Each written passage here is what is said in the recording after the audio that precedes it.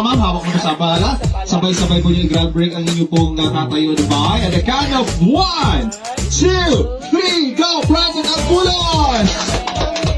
Post po, tingin kayo Grace, tapos ilusot ko yung mukha sa kanya.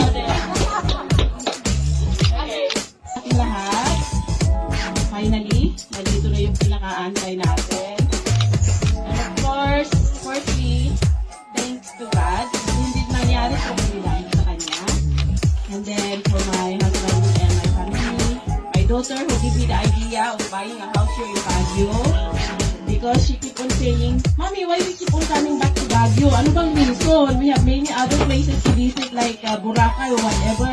And then sabi niya, since you love Baguio so much, bili ka na lang ng bahay dito. O sige nga, ayun, tamang-tama. Thanks, Coach.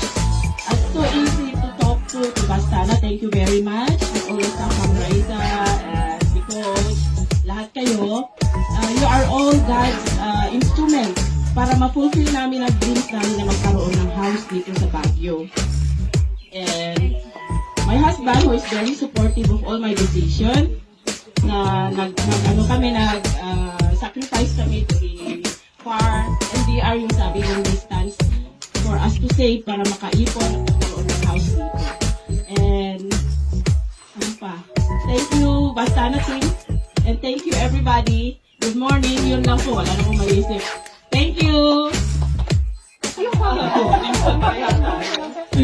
Ayan po. Dito ka muna. Ayun. Yan po, si Ma'am Raisa po nag-bake niyan. Wow! Yung ingredients po niya galing pa ng Africa. Opo. Ganyan po gagaling, auntie ko na yan. Yan. Picture po dito. Pakaki siya, kaki. 1, 2. Ay, ang grabe, may katabat ka na, grabe.